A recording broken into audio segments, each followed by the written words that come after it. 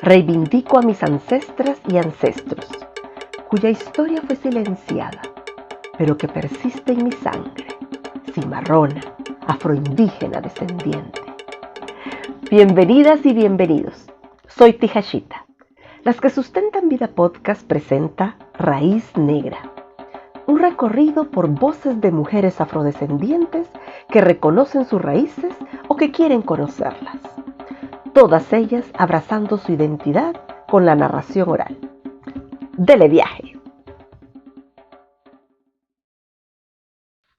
Buenos días, buenas tardes, buenas noches. Estamos de fiesta.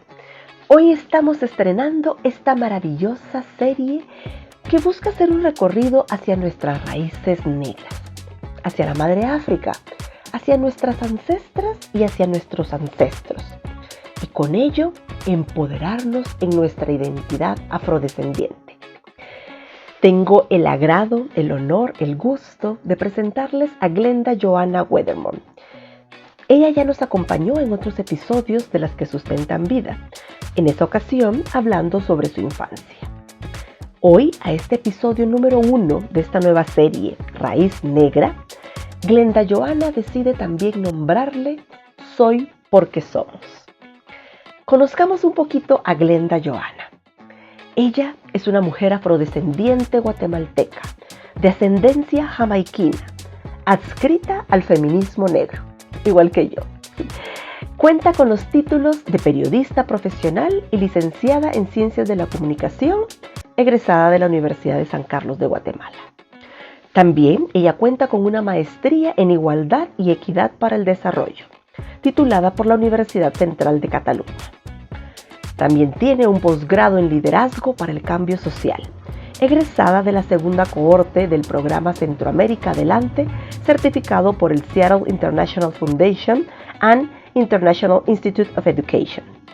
Y también es egresada de la primera Escuela Internacional de Posgrado, Más allá del decenio de los pueblos afrodescendientes, del Consejo Latinoamericano de Estudios Sociales, CLACSO, Cuba.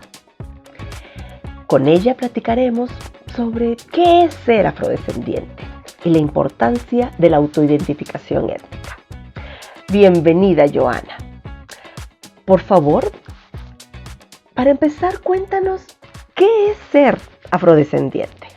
Afrodescendiente es como el conjunto de identidades negras. Y dentro de la afrodescendencia hay distintas identidades que pueden tener un nombre específico, como en el caso del pueblo garífuna. Claro. Está también la identidad o la cultura creol o de ascendencia caribeña.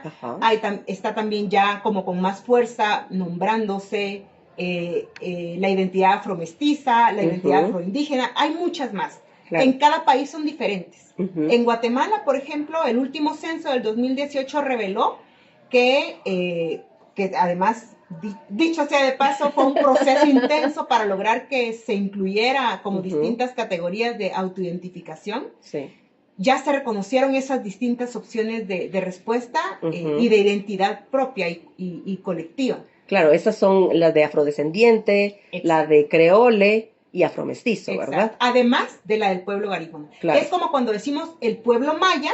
Claro. Y dentro del pueblo maya está la etnia quiché, la etnia cachiquel, la etnia quechí. Claro. Más o menos así es cuando decimos afrodescendiente. Y dentro de afrodescendientes está. Exacto, sí, porque por su origen la palabra solamente nos está haciendo referencia a aquellas personas que tienen una descendencia, pues, de la madre África, ¿verdad? Y es importante, es muy importante. Pero, ¿será que eso fue así para ti como mujer guatemalteca siempre? ¿Siempre te autodenominaste afrodescendiente? ¿O cuándo? ¿Cuándo sucede eso? En mi niñez y en mi entorno familiar, que fue mi primer espacio de convivencia y relacionamiento, una primera certeza que yo tuve antes de todo, antes de sentirme feminista, antes de cualquier otra cosa, fue la negritud. Okay. Entonces, en casa utilizábamos las palabras o los términos de negra, negro, morena, moreno, que también son muy populares, para referirnos. Sí sabíamos que teníamos diferencias culturales, por ejemplo, con el pueblo garífuna, empezando por el idioma, claro. Muchas cosas, música, todo lo que conforma como esta cosmovisión y la identidad. Claro. Y sobre todo porque no vienen de los mismos orígenes, ¿no? No, ni nuestra presencia o la llegada de nuestros familiares, digamos, al país tampoco fue en el mismo momento. Okay. ¿Cuándo específicamente fue la llegada de tus ancestros a Guatemala? Sí, estaríamos hablando a principios del siglo pasado, en Guatemala, particularmente este contingente en el cual entran las identidades creol, de ascendencia jamaiquina, de ascendencia caribeña y de otras islas también del Caribe. Sí. Empezaron a tener como una presencia más consolidada a partir de la década de 1905, 1910 más o menos, y fue población que empezó a llegar para trabajar en oficios también técnicos relacionados con lo que estaba en ese momento en auge, que era la actividad portuaria, el desarrollo de las comunicaciones por mar, en la construcción del ferrocarril, sí, pues. Y toda esa parte técnica también de los telégrafos, las telecomunicaciones de su tecnología de aquel momento, y por supuesto también en la producción de fruta, particularmente banano. Sí, pues la United Fruit Company, me imagino. Ese fue un como centro de trabajo que le dio mucha acogida a esta población particularmente. Ya. Y tenía como algunas características particulares que favorecía que fuera precisamente gente de origen del Caribe por el tema del dominio del idioma inglés, sí, pues. que era el necesario en ese momento para las actividades comerciales, para leer las etiquetas que pues venían. Coyunturalmente fue buena, fue una estrategia para que les pudieran traer a esta región, ¿no? Y es interesante también comentar que estas comunidades, también por muchos asuntos de diferencias culturales con la población local, en ese primer momento no hubo tanta mezcla. Y entonces, por ejemplo, sí pasaba mucho que llegaban primero varones y luego llegaban mujeres, incluso el tema de casamientos, había una figura de alguien que las mandaba a traer y que hacía como esos matrimonios. Arreglados. No tanto arreglado, pero era como la mensajera. Ok. Sí, okay. Pero eran personas de sus comunidades en Jamaica, por ejemplo. Sí, Jamaica, Trinidad y Tobago, también de Belice hubo presencia. Y cuéntame un poquito, puede ser que esto no lo tengas claro, o tal vez sí, yo no lo sé. ¿Esto era una migración voluntaria?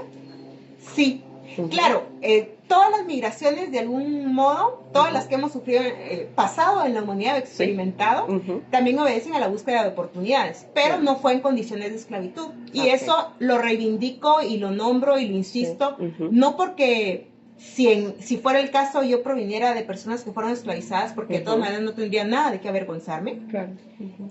Lo reivindico también porque en Guatemala, sobre todo cuando se habla de la presencia negra, se limita a que la única explicación posible es el proceso de esclavitud, y no. Claro. Eso a mí me entra una duda, y creo que nos estamos saliendo un poquito del tema, pero quiero resolverla para mí misma y probablemente para muchas personas que nos van a escuchar o nos están escuchando en este momento. Cuando pensamos en todas las poblaciones afrodescendientes, la diáspora es como se le llama, ¿no? Que es todas las personas que habitan fuera de la madre África. Claro está que posterior al periodo de la esclavitud, las personas, y previo y posterior, las personas pudieron haber migrado por diferentes motivos, que no viene al caso. Pero pensando en los años específicos en donde se vivió esa terrible época de la esclavitud, y que llegan personas a muchas partes del mundo y que se amplía entonces esta población que ahora conocemos como afrodescendiente o esta diáspora, significa que viajaron probablemente en contra de su voluntad, que no era una migración voluntaria, que fueron personas esclavizadas en estos periodos específicos. ¿Será posible que mucha de esta población de la diáspora así es? O sea, en su mayoría, ¿se ha estudiado, no se ha estudiado, se sabe, no se sabe? Habría que ser un poquito más específicas de en qué lugares o qué países, porque también los momentos en los cuales el régimen de esclavitud se detuvo relativamente, porque sabemos que la esclavitud moderna también ha encontrado sus formas de continuar y perpetuar el modelo, ha sido distinto incluso en cada uno de los países de la región, centrándonos o delimitándolo un poco más al ámbito centroamericano, por ejemplo. Sabemos que el pueblo garífuna tampoco vivió en condición de esclavitud. Las primeras personas que llegaron, que se ubicaron en la parte de la costa atlántica, sí fueron extraídas contra su voluntad en en países distintos de África, porque Sí. como yo siempre insisto, y aunque parezca redundante para algunas personas, África no es un país, es un enorme continente, Claro. muy diverso, con más de 2.000 idiomas, con más de 200 países internos. Sí. Entonces, hubo embarcaciones que, así como el caso de las que llegaron a la parte que ahora conocemos como el Atlántico de Centroamérica, Sí. escaparon en el camino, entonces tocaron tierra siendo libres. Ah, ya. Y eso Claro. también lo reivindicamos. Sí, y eso es importante.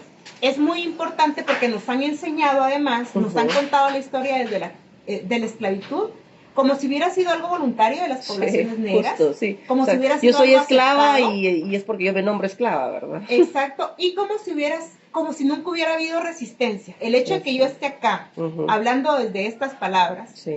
es evidencia de la resistencia generacional de siempre. Sí. Algunas personas hicieron resistencia, inclusive no permitiendo vivir para la esclavitud. Sí. Desde ese lugar. Sí, entiendo. Inclusive hicieron resistencia para, perdón la redundancia, para luchas ajenas. ¿Por qué? Porque también en la historia hay sabido de líderes, lideresas, negras, negros, que pelearon por causas del pueblo y que tal vez no era ni siquiera su pueblo, ¿verdad? Sí. Pero están también, es un pueblo de mucha resistencia. Te agradezco tanto por haberme aclarado esto realmente para mí es importante el poder reconocer esto, reconocer de que no todas las personas que llegaron a nuestros pueblos, a esta región que llamamos ahora Guatemala, que llamamos Centroamérica, que llamamos el Caribe, no todas eran personas que habían sido esclavizadas. Algunas también resistieron probablemente en el camino, tal vez no salieron de África, como tú dices, por su voluntad, pero que en el proceso de resistencia eran personas libres. Y que también luego, aunque hayan sido esclavizadas, también fueron personas que lucharon para ser libres, como siempre lo tendrían que haber sido. Retomando a ese tema de que te preguntaba yo a ti, ¿cuándo tú te nombras entonces afrodescendiente? Que creo que ya lo vamos aclarando un poquito con todo esto que vamos platicando. Entonces, no es que yo haya dejado de ser negra por ahora nombrarme políticamente afrodescendiente. Sí, entiendo. Empecé a usar esa palabra como al inicio de mi edad adulta, entendiendo el significado político que tenía y entendiendo que la afrodescendencia, además, no se limita a los rasgos físicos, al color de la piel, a la estatura o dimensiones del cuerpo. Claro. No se limita a eso, como nos habían hecho pensar. Inclusive ese entendimiento de la afrodescendencia a mí me permitió también reconocer a otras personas afrodescendientes que no tienen mis características. Sí. Yo nunca tuve duda de mi negritud porque me puedo ver en el espejo y soy visiblemente negra y orgullosamente negra.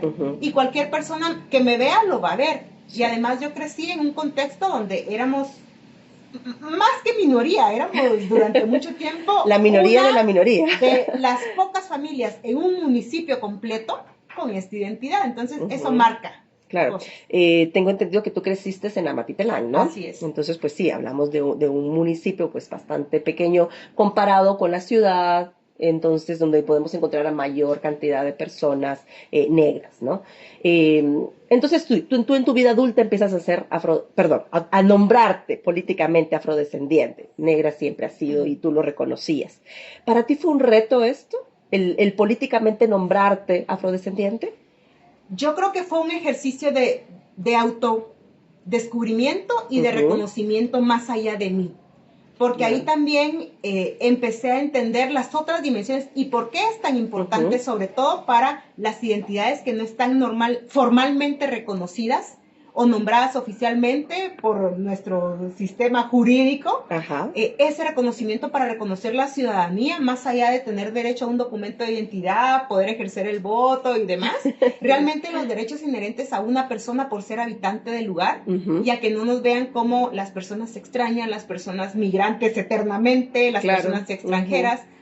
Y claro, yo siempre recibí atención. O sea, siempre llamé la atención porque nunca he sido la persona como el común, al menos no en donde nací y crecí. Entonces siempre llamaba la atención porque era diferente por mi tamaño. Yo mido unos 80 y eso no es como el estándar en Guatemala para las mujeres. Diferente por mi tono de piel, oscuro, ¿verdad? Diferente por mi acento, diferente porque mi familia sí quizá a nivel de electroescritura no, pero el inglés estaba muy presente en, nuestra identidad, en nuestra convivencia. Claro. Diferente por muchas cosas que tienen que ver con cómo socializamos, cómo nos relacionamos, qué expectativas tenemos en la vida, cómo está conformada nuestra familia, que también en mi familia tengo familia mestiza, ¿verdad? Que no tiene ni una pintita de mi tono de piel, ni un cabellito, ni crespo, ni murucho, ni colocho. Sí, te entiendo. Eso es tan visible cuando miramos a personas, como tú dices, que no son visiblemente negras. Por ejemplo, yo soy morena clara oscuro, tengo el pelo también colocho, pero tengo un sobrino, por ejemplo, que es muruchito. Y él llama la atención, pero él no es negro, él es moreno claro, y más claro que moreno. Pero las personas inmediatamente lo ven y quieren tocarle el cabello. Es como que eso, como tú dijiste en el momento, extraterrestre. Sí, exacto. Sí. La puedo describir, es una cara como de, otra vez. ¿De qué estás hablando? Exactamente, sí. Exacto, harta que las personas te vean como que eres extranjera por decir algo, extraterrestre, como que no hubieras nacido en este planeta, ¿no? En que hablas diferente, en el que luces diferente. O sea que ser guatemalteca no basta, ¿no? Que sí es importante autoidentificarte, autodescubrirte, autonombrarte. ¿Por qué es importante para ti eso? Ese autonombramiento, ese autoidentificarnos, ya que ser guatemalteco no basta si de todos modos te están diciendo que no eres de aquí. ¿Que de dónde soy? Esa es la pregunta que más me hacen en Guatemala. ¿De dónde sos? Para mí ha sido importante para salir de ese no lugar que habité mucho tiempo porque no tenía como toda la información, quizá no había hecho las suficientes preguntas, o no tenía con quién más hablar sin que pareciera que era renegar y no curiosidad o ganas de saber más. Salir de ese no lugar en el que la gente me colocaba por no ser. Es que sí, pero no sos. Por ejemplo, no sos garífuna, no sos mestiza, no sos indígena. Sí. Y yo así como, ¿y entonces qué soy? Cabal. Y me tocó empezar a encontrar, a preguntar, a investigar, a juntarme con más gente para empezar a encontrar y a ir como conectando esas piezas de la historia. Es como armar un rompecabezas que no ha terminado, yo sigo en ese proceso de descubrimiento. Claro. Y lo que más me gusta es que me he sentido tan maravillada y tan orgullosa que eso me reafirma y por eso es que yo digo soy porque somos. O sea, yo soy parte de ese legado, de esa herencia que han dejado mis antepasadas y antepasados aquí. Sí. Y agradezco porque tuvieron que hacer muchos sacrificios, tuvieron que hacer muchas concesiones, tuvieron que privarse de muchas cosas para que las siguientes generaciones pudiéramos tener otras cosas, aspiráramos otras cosas. Definitivamente. Es que es cuando reivindicamos a nuestras ancestras y a nuestros ancestros, estamos diciendo ellos y ellas recorrieron ese camino. Y eso no incluye solamente población negra, también incluye mujeres, por ejemplo, ¿verdad? Mujeres que se levantaron para que nosotras también vivamos cosas. Y por eso me encanta también la idea de que tú te autonombres como dentro del feminismo negro, porque también es otra minoría de la cual hablan menos todavía, ¿no? Y que es importante también reivindicarla. Entonces vemos que, no somos, ser guatemalteco no es suficiente. Entonces nos tenemos que autoidentificar. Y eso va no solamente para las personas visibles o no visiblemente negras, o para indígenas, o para xincas. No, va para cualquier ser que nos está escuchando, cualquier ser que pueda tener en contacto con esta información. Es muy importante que nos nombremos para reconocer nuestras raíces, inclusive también para reconocer errores de nuestras ancestras y nuestros ancestros. Decir, bueno, pues yo no voy por ese camino más porque no está bien, ¿no? Y eso es importante. ¿Qué pasa si no hacemos esto? ¿Qué riesgo puede verse si no nos autoidentificamos? Porque posiblemente esté sucediendo. Yo lo veo a mi alrededor, en mucha gente, que no les importa. Así como, bueno, soy guatemalteca, ya. ¿Qué pasa entonces? Sí, no se trata de un asunto de dividir, sino de fortalecer tu identidad y tu convivencia con el resto. En la medida que reconocemos nuestros orígenes, para algunas personas será más o menos relevante reconocer y reivindicar algunas de sus raíces, porque la verdad es que hay mestizaje en todas las identidades, en todos los pueblos. Sí, algunas de estas identidades o de estas mezclas son menos nombradas y menos conocidas. y a veces son muy visibles en nuestra forma de ser, en nuestra apariencia, y genera mucho dolor, mucho sentimiento de soledad, mucha sensación de incomprensión, mucha frustración, y mucho aislamiento, no porque tú te aísles o te victimices, sino porque no encuentras comunidad. Sí. Y yo creo que es muy importante cuando tú empiezas esos procesos de reconocerte, saber de dónde vienes, encontrar esos espacios propios, donde tú puedes hablar con otras personas que comparten esa misma identidad o esas mismas experiencias de vida atravesadas por muchas cosas del cuerpo, muchas cosas de la cultura, de la cosmovisión, de todo tipo, hasta de la comida. Porque en Amatitlán, por ejemplo, en la cuadra donde yo vivía, en la calle, éramos la familia que conocía recetas que llevaban leche de coco. Claro. Y yo agradezco, ahora abrazo todo, o sea, porque sé que eso me hizo ser quien soy ahora. Sí. Y tuve vecinas y vecinos, amigas y amigos, también con quienes aprendí que hasta la fecha aprecio y quiero un montón, que tenemos experiencias de todo tipo. A veces digo, crecí en una burbuja porque yo en ese momento, o con las personas con las que crecí, yo no me sentía ni diferente ni rechazada. Sí. Venía en momentos muy particulares esa connotación negativa de lo negro, esas asociaciones. Por ejemplo, cuando era temporada del Mundial de Fútbol, que empezaban, esos eran los únicos momentos, aparte de la clase de estudios sociales, cuando se habla de África en algún momento, y que tradicionalmente se habla de la esclavitud específicamente. ¿Sí? Ese era el único momento donde yo podía ver alguna ilustración de alguien con piel oscura, porque ¿cuál es el color piel que te enseñan desde preprimaria? Terrible. Yo nunca tuve nunca ese color encontré de piel. El color de mi piel. que hacía eso, que yo me sentía que no era normal, que yo no estaba bien, que algo estaba mal conmigo. O sea, así lo están experimentando muchas personas. Sí. A mí no me pasó eso en la niñez, porque si bien es cierto, en la escuela, en la colonia, no había más gente como yo, en mi casa sí. Exacto. Entonces mis referentes de belleza, mi mamá siempre fue mi referente de belleza. Claro. Siempre. Sí. Nunca voy a llegarle. Yo ya acepté mi belleza y me amo y me gusto. Pero mi referente de belleza siempre fue mi mamá. Una mujer negra, hermosa, elegante, o sea, en su postura. Y alabada por todo el mundo. Hasta la fecha, para mí es complicado andar con ella porque ella llama muchas miradas. Y como decimos en casa, se pavonea, o sea, ella luce su cuerpo, o sea, luce su movimiento. Sí, ahora le admiro porque yo durante mucho tiempo para disimularme, nunca se podía porque yo mido, o sea, desde los 12 años ya medía más de 1,70, entonces es imposible disimularme. Sí. Pero esas cosas, cuando tú no las abrazas, tratas de dejarlas como en el baúl de ahorita no tengo tiempo, te rebotan o te brincan rechazando, y tenemos un bombardeo mediático, de la publicidad, de las comunicaciones y de todo lo que vemos en el entorno, donde no aparece la gente común y corriente, aparece gente photoshopeada, porque ni siquiera esa gente es así. Sí, exacto, ni siquiera es como el típica guatemalteco. Si acaso hubiera eso, si pudiéramos utilizar, no existe, no es así. Pero además las personas que se supone son el ideal de belleza, ni siquiera son como están en la foto porque están con filtros, están editados, o sea, nadie llena ningún estándar. Exacto. Pero cuando somos parte de la minoría menos percibida como bonita, como elegante, como estética, por supuesto que arrastra una huella. El pelo, ¿no? ¿Cuánto tiempo se nos dijo que teníamos que alisarnos el pelo o atarlo o cortarlo? A mí me quemaron la piel alisándome el pelo. Claro. Porque el cabello así colocho alborotado se ve informal. Y hasta la fecha. En trabajos que te decían que no fueras colocha, para una entrevista, para una graduación, para un evento oficial, la gente va y se alisa el pelo, pero no estoy hablando de la gente negra. No, todo mundo.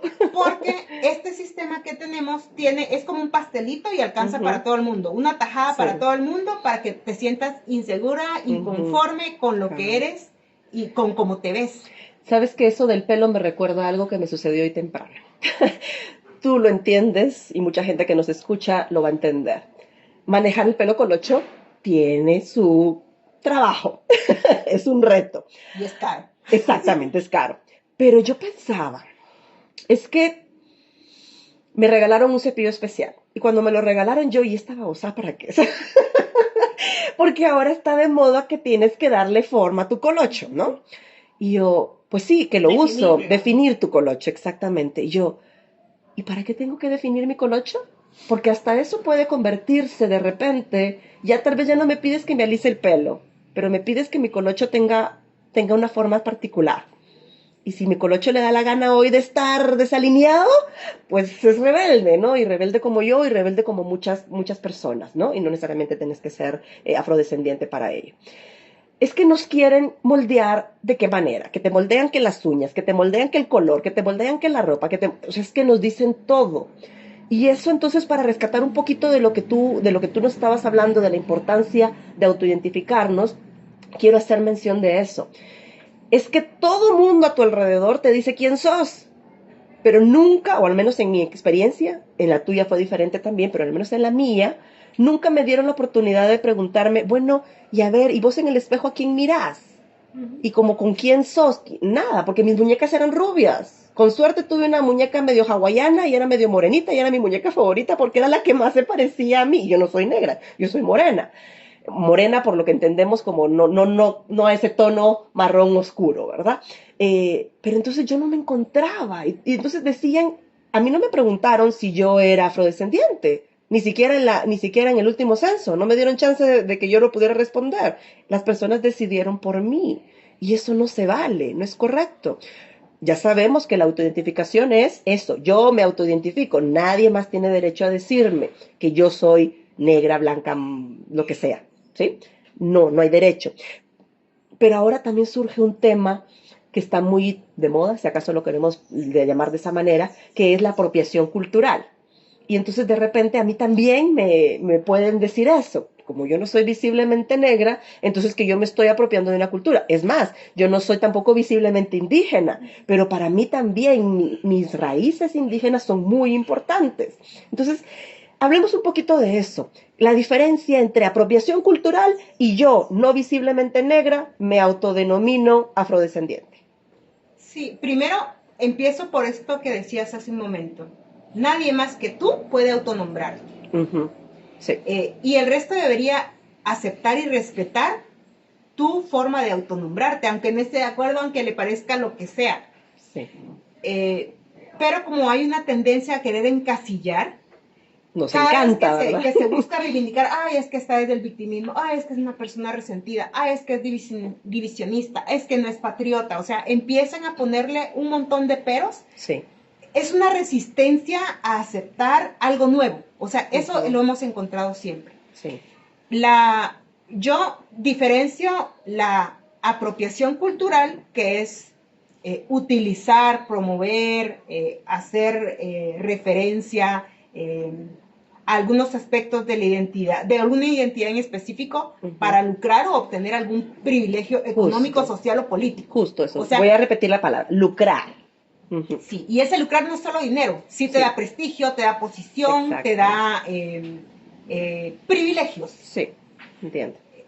Eso es distinto a la apreciación cultural y al reconocimiento de la identidad. Y repito, en muchos casos el mestizaje es parte del legado de la identidad de las personas. Sí. Puede que una de las identidades o de las raíces sea más fuerte que la otra dependiendo de cómo fue la primera infancia, el entorno, la familia, el idioma, dónde creció, todo. Claro. Pero muy pocas personas a estas alturas pueden decir que tienen una sola raíz o un solo origen. Aunque los haya por allá afuera, ¿verdad? Que quieren Aunque decir. lo quieran creer. Ojalá fuera más accesible en Guatemala, por ejemplo, poder hacer exámenes de ADN para conocer todo. Mucha gente lo está haciendo y se da con terribles sorpresas, ¿no? Para ellas y ellos que se autodenominan como raza pura. Exactamente.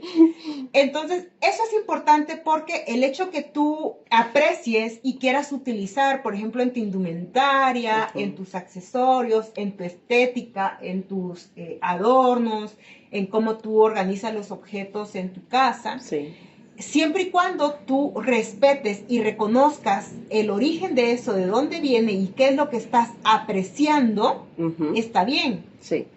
Cuando tú quieres apropiártelo o quieres, porque también ha pasado mucha gente pasa por ese no lugar, ese momento de buscarse, encontrarse, saber quién es, y empieza a descubrir como muchísimas raíces que tiene, y en un momento conecta con una raíz, en otro momento conecta con otra. Nos lleva un proceso a todas las personas a abrazar esa diversidad y ver cuál es... Claro, como tú dices, ir armando ese rompecabezas. Máxime cuando la cultura es algo que no es estático, sino que está en constante movimiento, ¿no? Claro.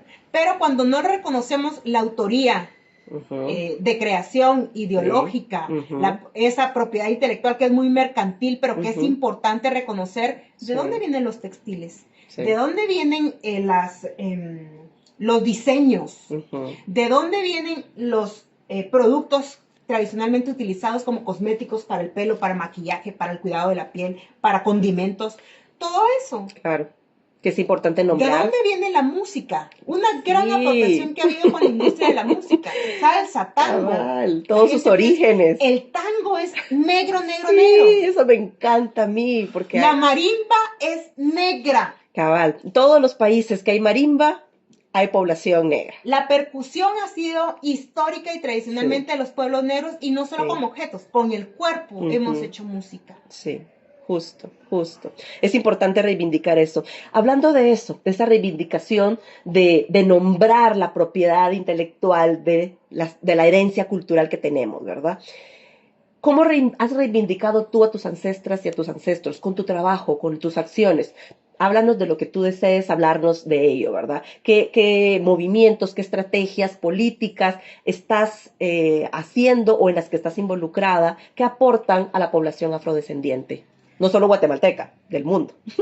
Desde el plano personal empecé contando mi historia y la de mi familia, como para esa historia no nombrada, esa historia oculta, ponerle nombres, ponerle rostros, ponerle anécdotas. Y desde el plano como un poco más regional, si lo queremos ver desde el activismo, desde la incidencia, reconocer esas distintas identidades en todos los países y las situaciones en las cuales hemos coexistido y convivido en nuestros países, en nuestros lugares de origen, las desigualdades en términos de acceso, de derechos, visibilizarlas, no porque yo quiera andar llorando, sino para evidenciar que esta forma de pensar, de asociar lo negro con lo malo, con lo negativo, tiene un peso directo, un impacto directo en las personas que tienen más visible esas referencias. Claro. En nombrar cómo nos relacionamos desde el lenguaje, ¿verdad? Utilizamos frases todavía muy arcaicas y todavía están ahí, que evidencian esas formas esclavistas de trato en el trabajo, de quiénes son las personas que tienen que estar en el trabajo forzado, en la esclavitud, sin cobrar, aguantar todo, que no se tienen que quejar. Hay gente que dice, ay, es que ahora los negros quieren mandar. Eso se escuchó mucho, por ejemplo, cuando ganó Obama como presidente de Estados Unidos. Sí, lo sé. Y era interesante ver ese tipo de reacciones, porque eso también te pone en evidencia que una posición política, un nivel socioeconómico no es suficiente para superar o para salir del sistema de opresiones, de discriminaciones. Aunque tú alcances muchas cosas de estas que son supuestamente deseables, hay una carga que va más allá y por eso es importante nombrarla. Sí. Es parte de ese proceso de deconstrucción, ¿no? Tenemos cosas tan metidas en nuestro ADN, en nuestra cultura, que las vivimos y es que ni siquiera nos cuestionamos. Hasta que por fin alguien te las cuestione y te dice, bueno, pero ¿y por qué? ¿Y para qué? O lo escuchas, o tú solita tienes un proceso de evolución, no solamente académica, social, de conciencia humana, de poder entender las cosas que están sucediendo alrededor. Por eso es tan importante cuestionarlo todo, ¿no? No dar por hecho las cosas tal cual son. Y si me permites, hay dos hitos que yo menciono siempre en el contexto también de, yo soy comunicador, entonces para mí nombrar es importante, tener y dar voz es importante, y resignificar, pero entonces herencias del pueblo negro para Guatemala, concretamente, y para otros países del mundo. Por favor, esas son importantes. Hablar de ancestras y ancestros, eso es negro, punto. Desde otros pueblos y otras cosmovisiones se hablaba de las abuelas y abuelos. Nombrar ancestras y ancestros y nombrar a nuestros parientes no vivos, eso es negro. Importante reconocerlo. Es importante. Y durante mucho tiempo todo eso se señaló como brujería. Y todavía hay muchísimas asociaciones que no entienden las expresiones religiosas de los pueblos negros y lo reducen al poco entendimiento que hay inclusive sobre el vudú, ¿verdad? Y piensan que todo es magia negra, además, porque todo lo malo le ponen el apellido negro. Justo. Ese es un gran aporte que destaco acá. Y el otro podría ser desde la academia y desde temas de desarrollo de derechos humanos. Está muy de moda en los últimos 20 años estar hablando de interseccionalidad. ¿Quiénes crearon, desarrollaron y propusieron el concepto y la definición de interseccionalidad? Las mujeres negras.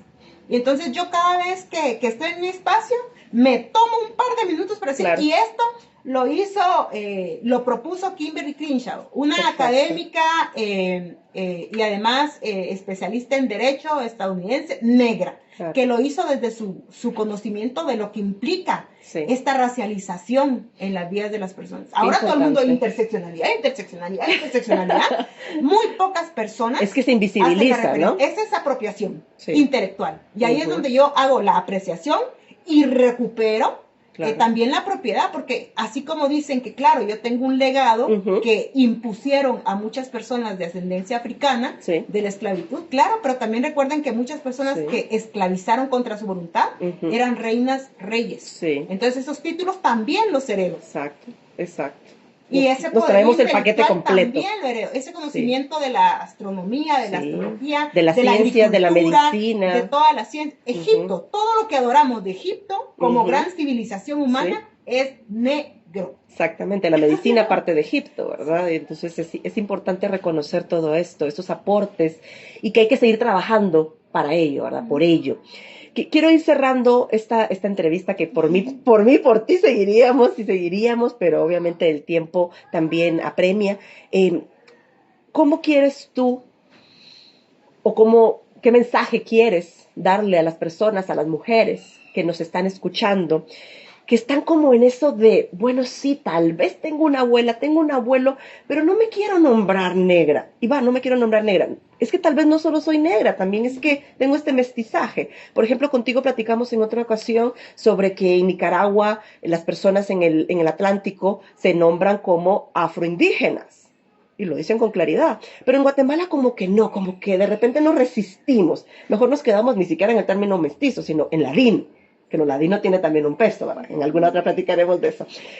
¿Qué les recomiendas a estas personas, no visiblemente negras, para que empiecen a reconocerse, si acaso quieren? Porque obviamente esto va a ser una cuestión de que quieran armar o no su rompecabezas. Porque, por ejemplo, yo hoy aprendí un montón de cosas que no sabía y que quiero seguir aprendiendo, quiero seguir sabiendo, porque de repente me he quedado solamente como con un cierto sesgo.